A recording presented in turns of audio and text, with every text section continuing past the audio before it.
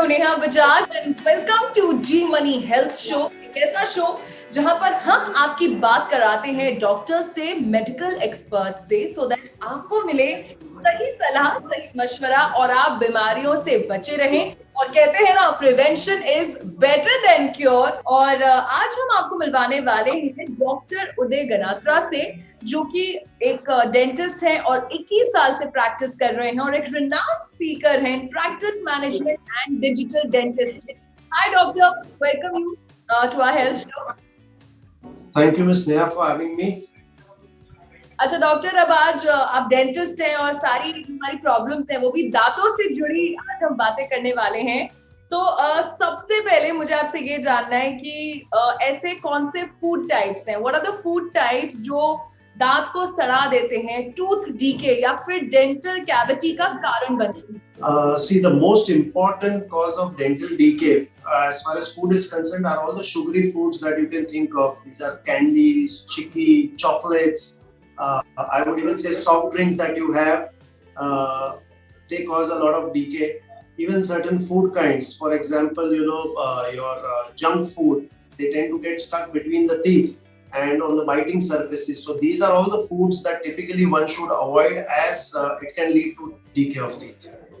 Okay, so आपके हिसाब से जिस भी खाने में मीठापन है वो हमारे दांत को सड़ा देता है? Absolutely, absolutely. अच्छा, मैं आपसे अगला सवाल है वो ये डेंटल हो जाता है, दर्द होता है, तो सबसे पहला जो तरीका होता है वो पेन किलर्स, कितने सेफ रेगुलरली ले सकते हैं या इनके कुछ नुकसान? See, painkillers should never be taken without a doctor's prescription. Number one, even आप जो ads में देखते हैं कि it will relieve pain for you. So आपको मालूम नहीं है आपकी बॉडी में क्या सूट होने वाला है, क्या नहीं, whether it is indicated for a particular problem or not. For example, if it's a gum related problem, then medicine would be different. So it's always better, आपको कुछ भी दवाई लेनी है तो हो सके तब तक आप डेंटिस्ट के प्रिस्क्रिप्शन से ही आपको लेना है. Over the counter medicine should be avoided at all cost. Okay. And आपने बोला कि जैसे डॉक्टर उदय ने बोला, ध्यान रखिए, ऐसा नहीं कि बिना डॉक्टर की सलाह के आपने कोई भी गोली खा ली, बिकॉज उसका साइड इफेक्ट हो सकता है. एंड डॉक्टर साहब कहते हैं ना, हर बीमारी के लक्षण दिख जाते हैं.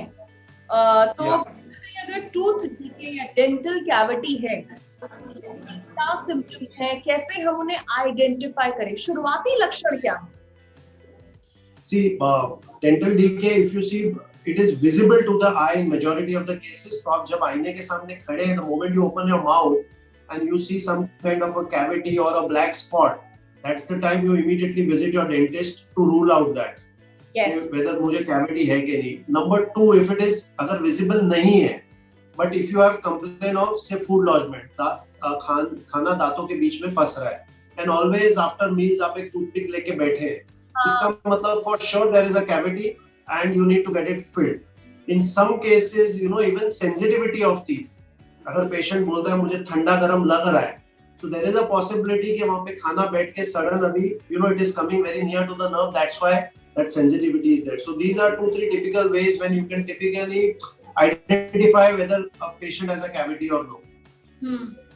ओके, सो मतलब कहीं ना कहीं ये शुरुआती लक्षण अगर आपको भी दिख रहे हैं तो वो शुरुआत है टूथ डीके की, तो जरूर डेंटल चेकअप कराइए. एंड डॉक्टर साहब, मेरा अगला सवाल आपसे ये है कि कहते हैं ना कि वो हर कोई कहता है कि दिन में 2 बार ब्रश करोगे तो दांत हेल्दी बने रहेंगे, वाइट दिखेंगे. तो आपके हिसाब से जितने लोग आपको देख रहे हैं, आप उन्हें बताइए कि ब्रशिंग की क्या इंपॉर्टेंस है और क्या अगर रेगुलर कोई इंसान ब्रश कर रहा है तो वो दांतों के सड़न से बच सकता है? Tooth decay can be prevented?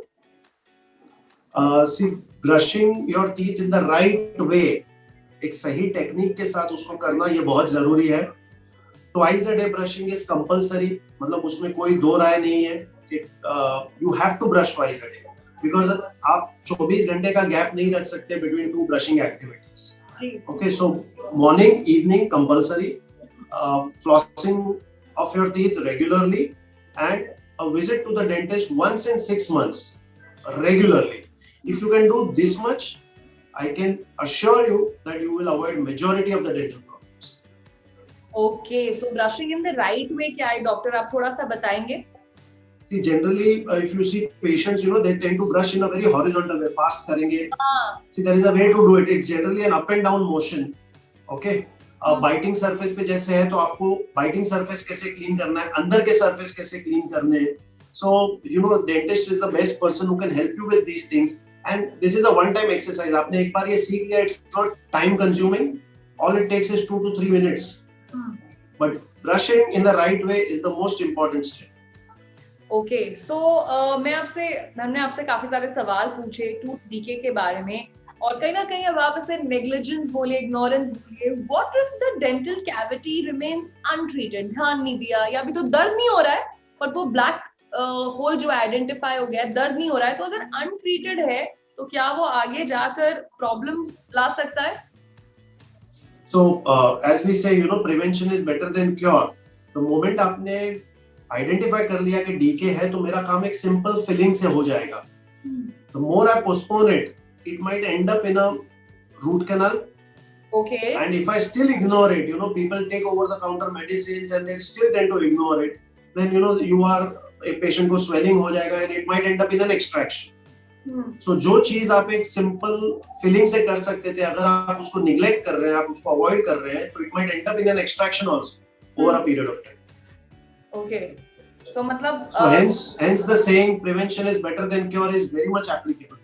यानी कि सही समय पे जांच करानी बहुत जरूरी है. एंड डॉक्टर उदय, जाते टिप ऑफ द डे जरूर देके जाइए सभी व्यूअर्स को कि किस तरीके से वो अपने दांतों की देखभाल कर सकते हैं. So I want all the viewers to note down this, that your oral cavity is the mirror of your body. ठीक है, आपके शरीर में 90% जितनी बीमारियां हैं उसके मैनिफेस्टेशंस आपको मुंह में दिखेंगे. Maintain your oral hygiene well. You will avoid not only a lot of dental problems but also a lot of medical problems in the long run. And we are not asking much. It is just your proper brushing, maintaining hygiene, and a visit to the dentist twice a year. It will go a long way in maintaining good health for you. This would be my advice to all the patients who are listening to me.